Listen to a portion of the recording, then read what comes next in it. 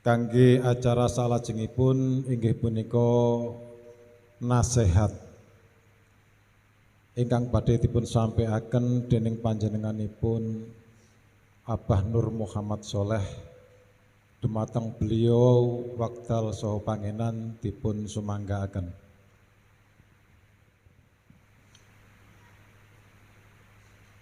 Assalamualaikum warahmatullahi wabarakatuh. Bismillahirrahmanirrahim. Allahumma sholli ala sayyidina Muhammadin fatihi lima unka wal khatimi lima syabqana syil haqqi bil haqqi lillahi wal haqi haqqaqatin azim amma ba'du. Dumateng para alim ulama ingkang kula taati, dumateng pemimpin daerah, kepala desa, bapak kepala desa ingkang kula hormati, dumateng jamaah istighosah rahimakumullah.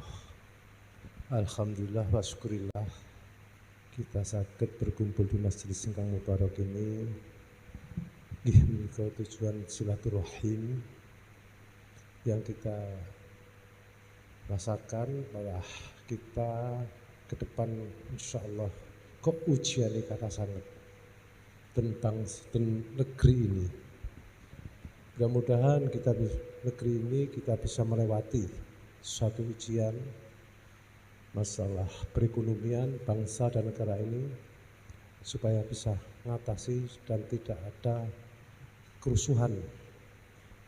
Yang kita bermunajat berdoa supaya Indonesia ini tetap tenang, damai, dan bisa memakmurkan rakyatnya. Jamaah yang dimuliakan Allah, malam ini saya akan menyampaikan bagaimana tentang, saya ulangi lagi, tentang rukun di dalam sholat.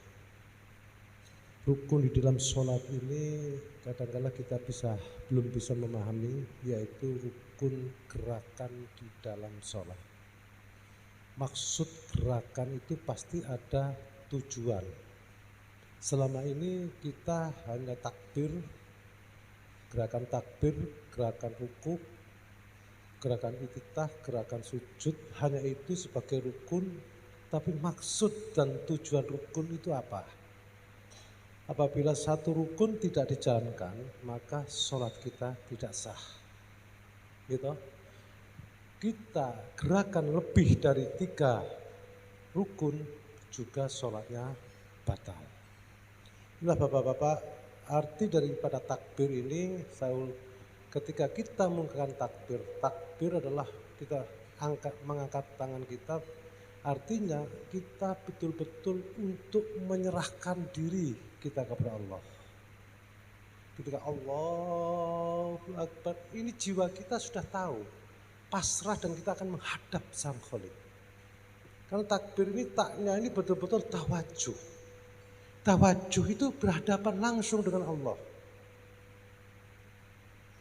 Betul-betul kafnya kafah. Jadi menyeluruh jiwa dan raga ini kita hadapkan, tidak ada selain Allah, hanya kepada keagungan Allah. Baknya kembali kepada bil ghaibi. Jadi kita kembali beriman kepada Allah.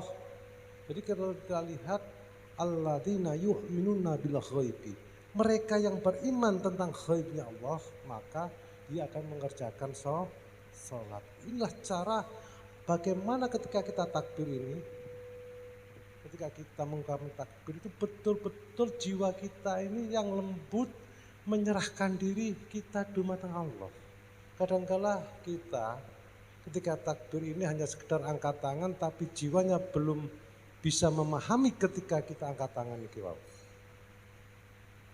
Jadi kalau kita sudah mulai takbir ini adalah merupakan penyerahan diri total kita kepada Allah. Jiwa yang betul-betul serah, pasrah, sesuai dengan doa kita ketika kita mengungkap kabiro walhamdulillahi kasiro wa subhanallahi bukrata wa asila. Ini betul-betul kita memuji Allah, Setelah itu kita memuji Allah dan mengagungkan Allah. Di sini kita ini wajah tuh kita hadapkan diri kita yang menciptakan langit dan bumi. Berarti kita betul-betul kita hadapkan jiwa kita. Kita pahami betul. Jadi bukan hanya sekedar ritual sholat ini.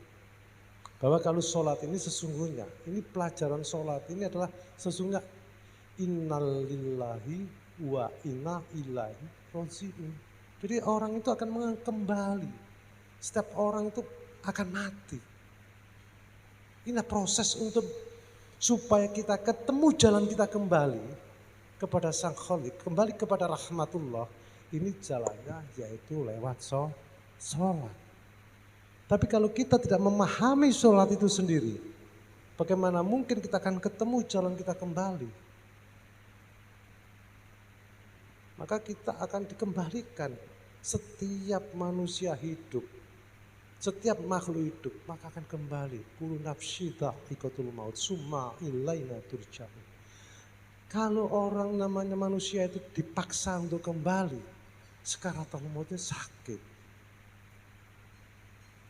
Karena turja'un itu tidak dengan rahmat Allah, dipaksa. Belum karena sholat kita belum bisa menemukan jalan kapan kita pulang ke rahmatullah. Ini sebuah proses. Maka di sini ketika mengungkapkan kita, setelah itu kita kembali menghadapkan diri kita kepada Allah. Apa isi kita setelah menghadap?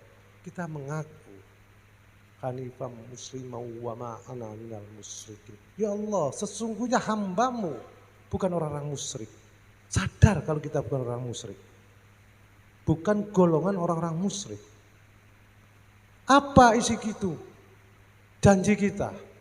Inna sholati wa nusuhi wa mayahya wa mamati. Sholati awe dewi, ibadah awe dewi, matine, hidupe kita pasrahkan kembali kepada Allah. Kita kembalikan kepada Allah hidup mati kita.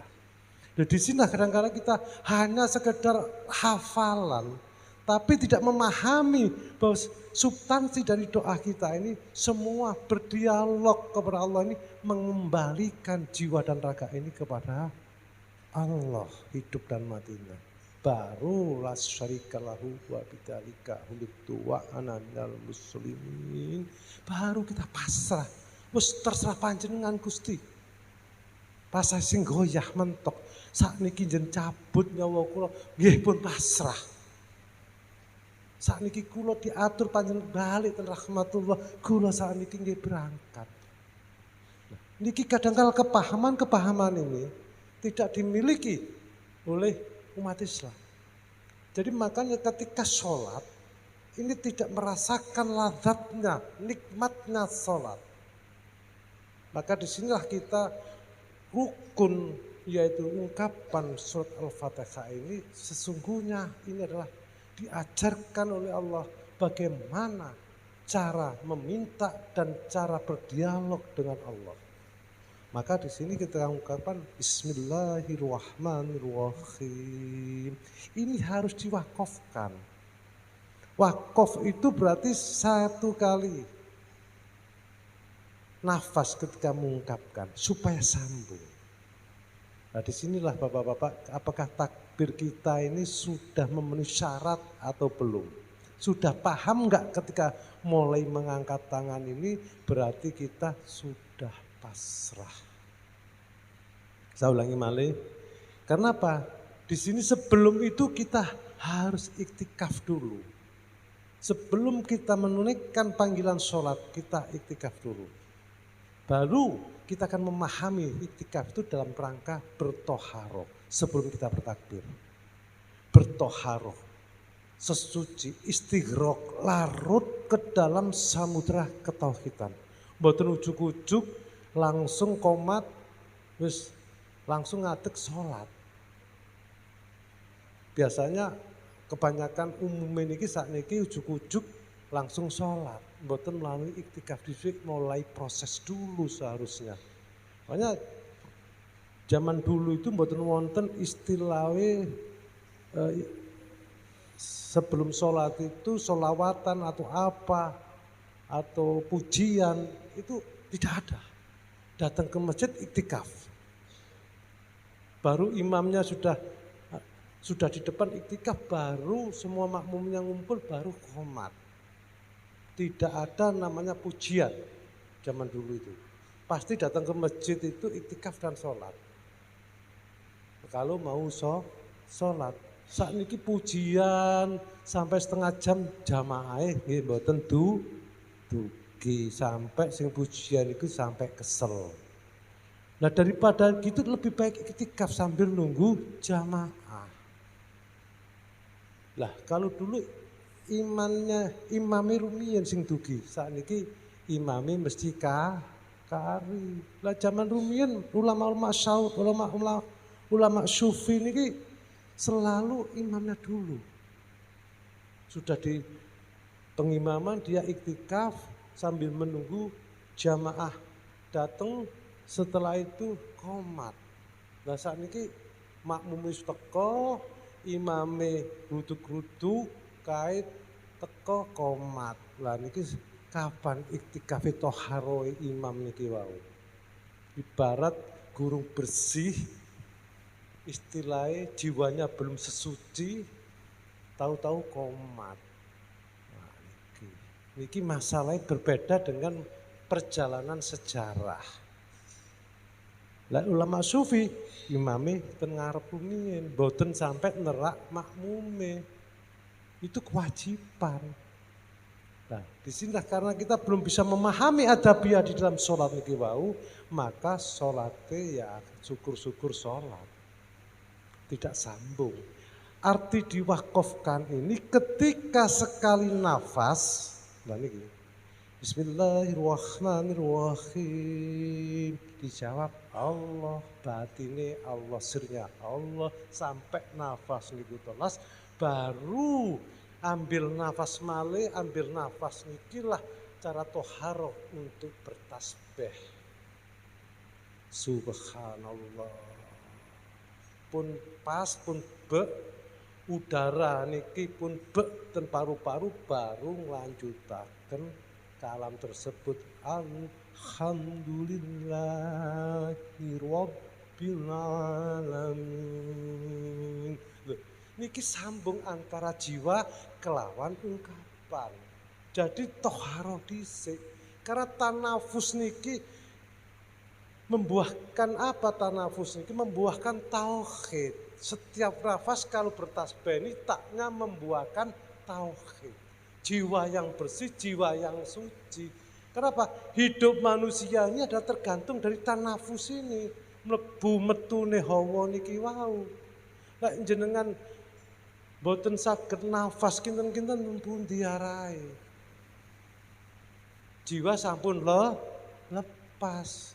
Makanya sini ya, kalau kita lihat bahwa yuhyi wa yumitu, hidup dan mati ini milik Allah. Ketika Allah memberikan satu nafas ini berarti kita diberikan kehidupan. Ketika kita mengeluarkan nafas ini juga kita akan diberi kematian oleh Allah. Ketika nafas itu berakhir, otomatis kita sudah tiada. Maka disinilah kita ketika takbir ini tadi, Allahu Akbar. Betul-betul jiwa ini ketika ngangkat tangan sudah pasrah. Dan tidak ada selain keagungan Allah.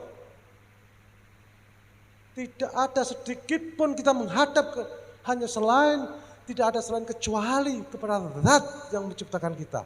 Ini kalau adabiyah itu berjalan, Bapak-bapak, lazatnya sholat ini pasti ketemu. Kalau membuahkan adabiyah, setiap ungkapan itu tartil, paham apa yang kita ungkapkan. Kalau sekedar membaca hanya hafalan, ya ngoten-ngoten itu. Ya. Baru ketika kita itu ruku, setelah Fatihah atau membaca surat sunnah, ruku niki proses manusia nggih menika sekaratul maut. Manusia ini sudah proses sekaratul maut. Maka di sinilah membuahkan tumaninah atau tidak takbir ini. Maka kita disunahkan bertasbih di sini. Diem tapi jiwanya senantiasa bertasbih. Kenapa? Kita menghadapi sekaratul maut. Baru kita itu iktitah, kita ini baru syami Allahu liman hamidah. Di sini kita mengakui dan mengagungkan Allah.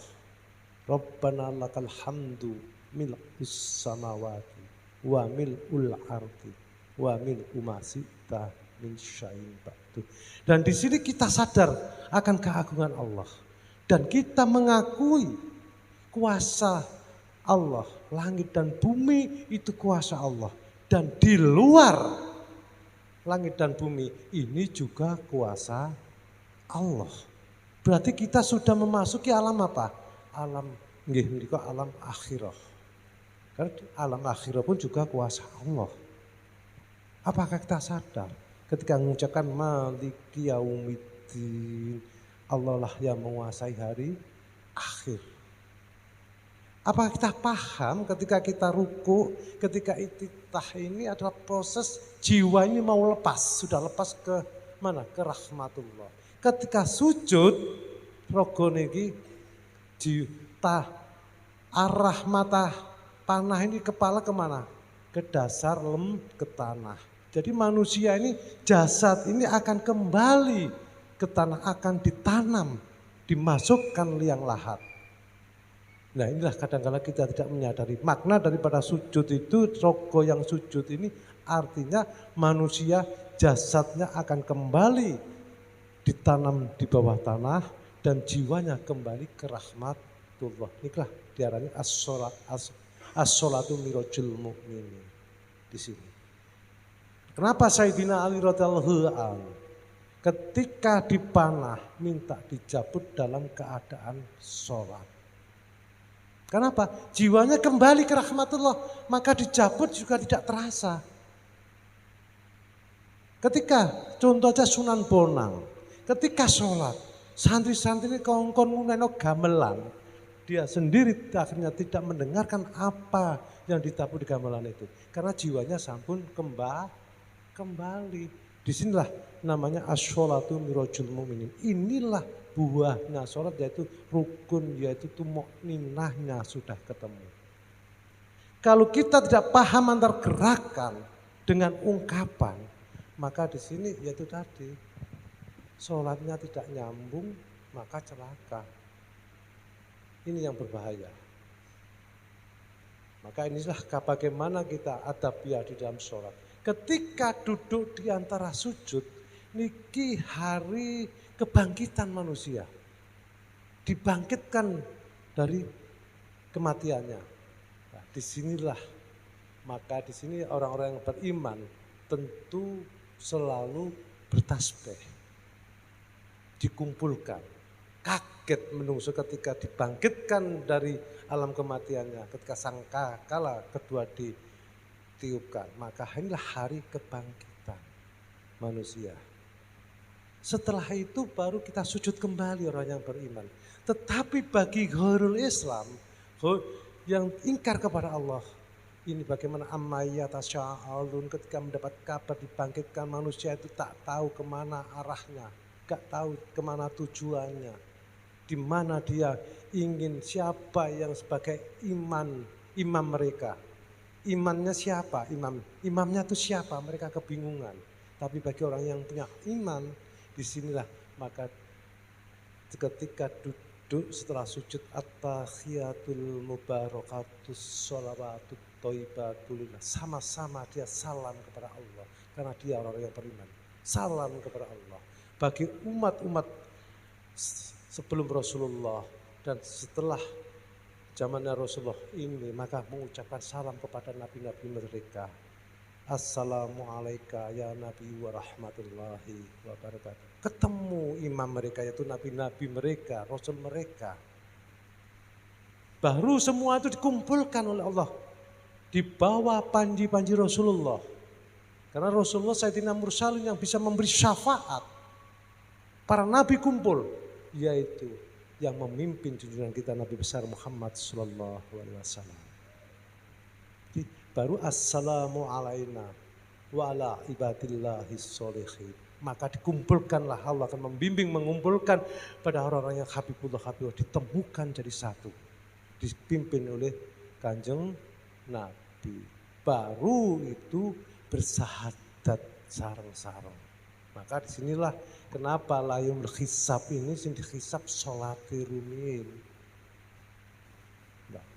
Layumul hisab ini ku sholatnya dulu. Lek sholatnya bener wis tanpa hisab. Lek sholatnya mboten bener prosesnya panjang. Maka kalau kita tidak bisa memahami sholat ini, maka Rasulullah kenapa sholatnya sampai kakinya bengkak, sampai bajunya bisa diperes, karena keringat dingin keluar. Karena proses nazak ini, setiap orang nazak ini pasti mengeluarkan keringat dingin. Ketika sholatnya sudah benar tumanina, maka keringatnya akan bercucuran karena proses nazak itu akan dipahami. Inilah namanya sholat ini sesungguhnya inna lillahi wa inna ilaihi raji'un. Bahwa inilah proses manusia menuju panggilan, yaitu kematian. Karena di dunia ini cuma panggilan 3, panggilan sholat, panggilan haji, panggilan mati. Sudah itu. Tidak ada panggilan lain. Selama ini karena kita tidak memahami bahwa sholat ini adalah panggilan ilahi untuk proses sebuah kematian, untuk menempuh jalan setelah kita tiada ini. Setelah ada maka kita tiada. Ini proses jalan untuk menemukan perjalanan balik. Ini ya di mana? Ya di sholat. Makanya as-sholatu mirajul mu'min. Nah, mana mungkin kita tidak akan memahami kalau setiap gerakan kita tidak menyentuh pada substansinya. Padahal di sini mana mungkin kita akan terbimbing allati alamal bil qalam kalau nggak memahami satu keilmuan Allah, tidak akan terbimbing jiwanya. Alamal insana malam ya'lam. Yang tersirat pun Allah tidak akan membimbing gitu loh. Padahal ini semua sholat itu bimbingan Allah. Tanpa bimbingan Allah, mana mungkin kita akan bisa tahu jalan pulang ke rahmatullah. Ini pertanyaannya bapak-bapak. Berat, jadi mungkin berat artinya. Maka di sini kita harus berusaha sekeras-kerasnya, bekerja sekeras-kerasnya. Ya ayyuhal insanu innaka kadhibun illa rabbika qadhan famulaki. Jadi kita, hai manusia, bekerjalah dengan keras menuju jalanku. Dengan sungguh-sungguh, maka aku akan menemuimu. Maka bimbingan Allah itu jelas. Maka kita dianjurkan untuk istiqamah. Sholat malam bagaimana adabiyah, disentuh dengan latifatul qalbi, latifatul sir. Ini harus betul-betul menyatu. Paham apa yang kita ungkapkan. Selama ini kita belum memahami maksud di dalam gerakan iki wau. Jadi kita tidak akan sempurna di dalam sholatnya. Berarti fawailul lil musallin alladzina hum an sholatihim sahun. Wis sholat celaka. Mergo apa? Enggak sambung, putus di dalam sholatnya. Karena gerakan takbir ini juga enggak paham maksudnya apa. Jiwanya enggak paham asal, oh ini rukun. Nggih napa mboten? Kalau merasa rukun, apa maksudnya? Pasti ada filosofinya, ada maksudnya. Ketika orang jenengan sudah musuh, perang ini musuh angkat tangan, berarti musuh itu sudah nyerahkan diri, tidak boleh ditembak. Lek wis menyerah terserah apa sing terus lek wis kita menyerahkan diri ya jadi tahanan, wis terserah apa yang menahan itu. Nah kalau kita sholat terserah menyerahkan diri kepada Allah, wis pasrah apa jari pangerane. Yang penting kita sudah betul-betul takdim memuliakan Allah. Resiko urusan kita ditaruh di mana itu urusan Allah. Wallahu a'lam bishawab. Di sini. Inilah kadang-kala adabiah-adabiah sholat ini masalah takbir. Ketika takbir bagaimana ungkapan takbir Allahu Akbar. Di sinilah proses sirnya itu ada. Akbar ini proses sirnya ada. Di mana itu latifatul afah. Itu harus masuk ke dalam latifatul nafsi. Latifatul nafsi ditarik untuk bersujud di hadapan Allah. menyerahkan diri kepada Allah. Karena latifatun nafsi inilah yang selalu mengajak manusia ingkar kepada Allah. Tahu-tahu kita anak Allah, ungkapan bahasa muncul iling sing enggak, barang sing anu muncul kabeh. Jadi jangan ketika kita mengungkapkan surat ini mek hafal, mek terus diartikan, tidak boleh seperti itu. Jadi kita paham, sebelum mengungkapkan sudah pun bisa memahami apa yang kita ungkapkan setiap kalam ini. Berarti jawabannya sirnya sampun jelas. Kalau enggak jawabannya sir itu enggak jelas, berarti kita belum bisa memahami di dalam sholat kita. Jadi proses untuk memuliakan Allah kerja di sini. Ketika wakaf, di wakafnya wawunya betul wusul berhadapan kepada Allah, qafnya qanaah. Wal Qur'anil Majid. Jadi keagungan Allah yang ada. Karena manusia itu bagaikan sebagai ayat yang tersurat. Jadi ketika qaf qanaah ini betul-betul yang ada di dalam jiwanya hanya keagungan Allah. Tidak ada selain Allah di sini. Fa-nya jiwa yang selalu kembali. Fafiru ilallah. Jiwa yang kembali kepada Allah. Ini kalau arti wakaf. Wakaf itu mboten mandek tok gitu. Tapi bisa wakaf itu kalau dikoncei per ijaiyah wawune itu wukuf, membuahkan wukuf. Wukuf karena apa? Membuahkan wusul. Wusul itu berhadapan dengan sang khalik. Lah sholat jenengan berhadapan kali sinten? Nah, ini makanya kudu dioncai perijaiyah baru kita akan bisa memahami tentang apa itu sholat. Nah, tentu sekarang ini nun sewu. Kalau kita melihat masjid niki Masya Allah indah tapi jarang rampung. Kalau masyarakat ini mengeterapkan wa aqimu sholah wa atuz zakat warka'u ma'arokiin. Setiap sholat ini kita diwajibkan mengeluarkan zakat entah 1.000 perak per waktu. Kalau waktunya itu 5 kali berarti 5.000 sehari semalam. Ini yang jadi. Apakah sudah diterapkan? Wa aqimus shalah wa atuz zakat warka'u ma'arokiin. Sudah diterapkan apa belum? Gak usah bingung kita mencari sumbangan. Betul.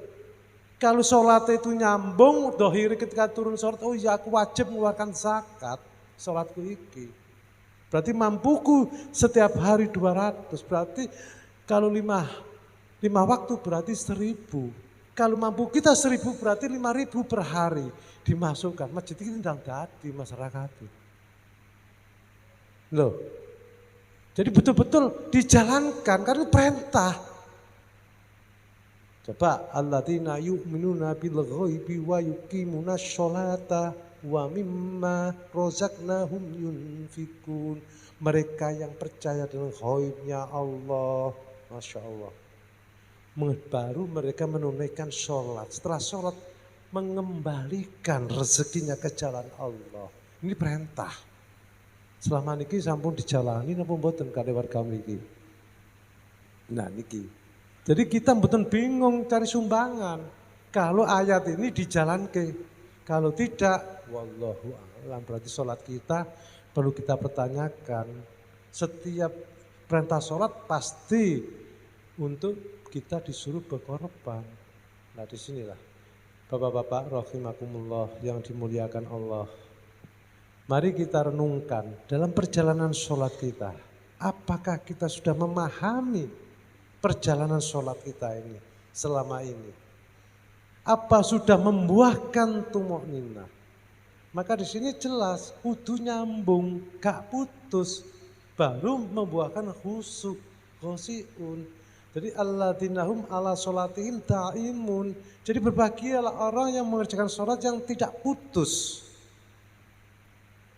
dan terus menerus. Karena tidak putus antara gerakan, antara ungkapan, antara ayat yang kita ungkapan nyambung dengan batinnya. Loh, ini nyambung. Baru kok ala sholatihim khosiun ketemu khusyuknya. Lek kita takbir niki mboten paham tentang takbire, padahal itu kunci di dalam sholat. Bagaimana? Kalau kita diam takbir Allahu Akbar tapi jiwanya enggak nyerahkan diri kepada Allah. Ijik melaku rono rene isra. Lah, berarti kita belum mengenal tentang jiwa kita. Belum kita bisa memahami jiwa kita. Perjalanan jiwa kita ini belum bisa memahami. Namanya salikillallah itu dos pundi. Ini membuahkan kemarifatan atau tidak. Ma'rifatullah atau tidak. Itulah rahasia-rahasia Allah Bapak-bapak. Tapi kalau kita bekerja keras ini Masya Allah dengan urusan dunia. Waduh tempundi dikejar. Enggak. Mengeluh disuruh sholat mengeluh. Enggak. Ini kebanyakan mayoritas keluarga besar kita sholat ini hanya sekedar ritual. Tapi belum menyentuh pada ruhnya atau substansi sholat itu. Makanya kalau kita lihat la yasiru sholatan ma'rifatullah. Mana mungkin sholat itu bisa diterima sedangkan dia tidak mengenal Tuhannya. Mana mungkin bisa diterima. Menjadikan Tuhan aja gak kenal. Apa yang diterima? Karena bimbingan jiwa ini selalu kita abaikan. Bimbingan jiwa, bimbingan Allah dari nur ilahiyah yang telah membimbing kita, selalu kita abaikan. Contoh bimbingan Allah niki. Kita manusia suatu saat pasti mengalami musibah. Sebelum mendapat musibah, pasti manusia itu mendapat firasat atau ilham atau bahasa Jawa ini wisit. Entah kita mau berangkat, pikiran kita tidak tenang, malamnya kita mendapat sesuatu, tapi kita terus berangkat. Pasti setelah mendapat musibah, jebret mendapat musibah. Siapa yang disesali ini? Musibahnya atau kita mengingkari bimbingan Allah. Dengan bangganya dia cerita, Masya Allah aku tadi sebelum kena musibah aku mesti untuk firasat. Tapi kenapa tak terus akhirnya dapat musibah seperti ini. Yang disesali musibahnya, boten ketika kita mengingkari bimbingan Allah. Seharusnya astagfirullahaladzim ya Allah, aku tadi mengingkari bimbinganmu, akhirnya aku mengalami musibah. Yang kita sesali orang yang beriman tentu yaitu ketika bimbingan Allah kita ingkari. Ini orang-orang yang beriman. Masya Allah, aku tadi ya Allah astagfirullahaladzim, maka dia akan bersyahadat karena mengingkari bimbingan Allah. Rata-rata sing disesali napa? Musibah, tapi bimbingan Allah niki kita abaikan. Loh, niki hakikat, belajar hakikat muhasabah niku kudu dipahami. Baru kita syahadat kepada Allah. Coba setiap manusia pasti akan mengalami. Pasti mengalami kejadian musibah itu pasti. Tapi yang disesali rata-rata musibah. Enggak. Karena takbirnya kurang pas nih kalau takbirnya di dalam sholat itu. Ta'im betul tawajuh. Tawajuh itu berhadapan. Ketika takbir, ketika sholat itu betul-betul sudah berhadapan dengan Allah ketika mengungkapkan takbir. Nah kalau ingin ini, kalau ten Bali itu ten Banyuwangi ditanya masalah niati sholat. Waduh balik malih. Nah niat sholat niki teko tanget ten fikih wonten apa mboten rukune? Mboten. Lah sakniki sholat niku panggilan atau tidak? Panggilan. Lho lek panggilan berarti lek niat sholat niku mosok ana niat dipanggil karo pangerane. Namanya niat panggilan itu sudah satu rukun. Mulai jenengan wudu niki sampai iktikaf sampai sholat. Ini sudah satu paket. Ketika sudah niat wudu ini sudah cukup di dalam wudu itu. Karena wudu itu toto kromone adabiah niat ngadiri panggilan Allah. Loh jenengan mesti wudu dhisik. Toto corokro itu sudah satu paket. Lah baru ketika perjalanan dengan ke masjid niki sudah niat mendatangi karena baru iktikaf toharo disinilah baru kita langsung takbir itu adabiyah di dalam sholat.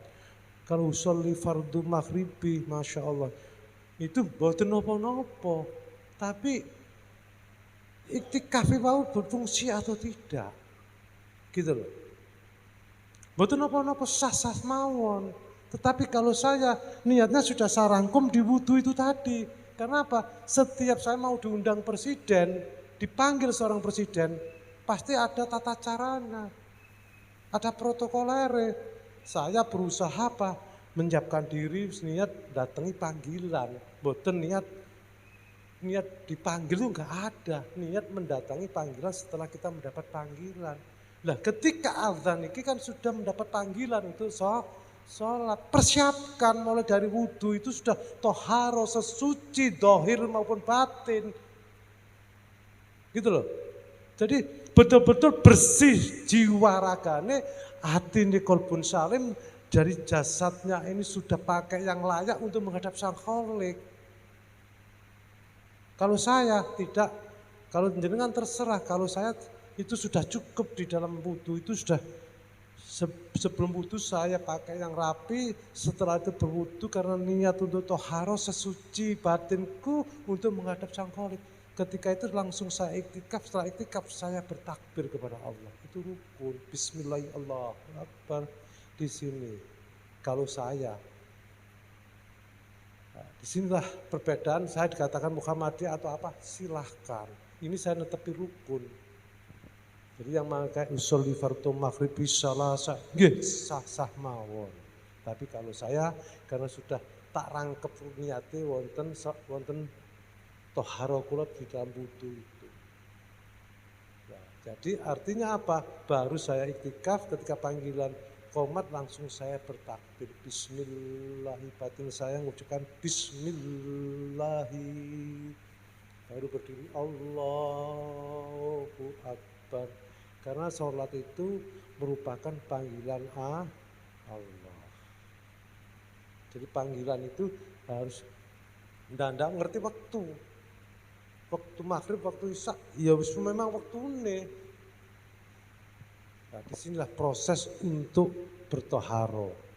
Jadi bapak-bapak rahimakumullah, di dalam perbedaan itu adalah rahmat. Tetapi kalau hakikatnya sir saya selalu salam kepada Allah. Bismillahirrahmanirrahim. Karena apa? Harus nyambung dengan takbirnya. Ketika sampean nanti di dalam melakukan rukun tawaf, pasti akan salam dulu. Setelah doa tawaf baru bismillahirrahmanirrahim, Allahu Akbar 7 kali. Itu baru melangkah. Ini sambungi sholat dengan di dalam rukun haji. Ketika sir saya mengucapkan bismillahi, baru saya takbir Allahu Akbar. Bismillahi adalah sir batin saya mengucapkan kembali pada bil ghaibi, sir jiwaku. Karena sirnya jiwa yang salik ilallah, kembali kepada Allah. Bismillahi, di sini alifnya mukhatab karena saya menerima panggilan. Karena bismillahi alifnya mukhatab karena aku menerima panggilan. Nah, panggilan apa? Untuk menghadap sang kholik. Lamnya lam jalalah hanya dhamir ghaibun. Jadi benar-benar kembali kepada zat, jiwa yang kembali kepada zat. Ini maka sir saya harus mengucapkan bismillahi Allahu Akbar. Ini cara adabiyah di dalam sholat. Jadi karena baknya kembali pada bil ghaib, jadi karena kita khosamnya billahi hanya kepada Allah, aku serahkan diriku kepada Allah. Karena baknya bak khosam. Jadi khosam itu artinya sumpah bertauhid kepada Allah. Billahi, karena huruf hijaiyah ada bak khosam, tak khosam, waw khosam. Nah, karena ini bak khosamnya kena billahi. Jadi maka saya ucapkan bismillahi baru Allahu Akbar. Ini adabiyah di dalam sholat. Ketika jenengan mengucap Allahu Akbar, batine nggih menika sirnya nyambung sing diperintah sujud itu asari sujud, jiwa sing sujud bukan rokon-rokon iki lek jenengan iki sujud nun sewu panahe ten pundi ndas niki lek sujud niki mesti ke dasar tanah. Arti sujud niki lek artine jiwa sing sujud kembali kepada Allah, kembali rogone sujud itu pasti akan kembali kepada asar itu nggih dipendem. Nggih ya? Niki nanti banyak pendalaman-pendalaman adabiah di dalam sholat ini tidak syukur hanya mustami seperti ini. Harus banyak dipahami, harus ada wasilah wong tua tauhid sing bisa membimbing sholate. Ya, membimbing memahami sholate ketika takbir iku apa, ketika itu kalau hanya mustami seperti ini hanya ngaji rungon-rungon kemawon akhirnya terjadi debat kusir sing boten wonten faedahe. Ya. Nah Bapak-bapak, saya minta alhamdulillah Pak Wabub sudah rawuh. Saya ucapkan selamat datang Pak Wabub. Monggo. Alhamdulillah saya minta nanti malam Minggu Kliwon malih saya undang semua yaitu ke pondok Bapak Mak Bapak wonten bareng mangke. Mangke undangannya insyaallah menyusul, saya minta dari Blitar maupun dari yang lain-lain nanti diundang untuk datang. Karena apa? Kita di sana juga mendapat amanah untuk membesarkan pesantren itu. Jadi untuk pondok hafid nanti dan juga untuk anak-anak yatim, insyaallah mangke insyaallah malam Minggu Kliwon saya taruh wonten pondok Mak Bapak wonten bareng. Saya harap Bapak-bapak hadir melihat, bukan melihat dan membantu doa supaya pesantren di sana bisa dikenal masyarakat dan juga bisa besar.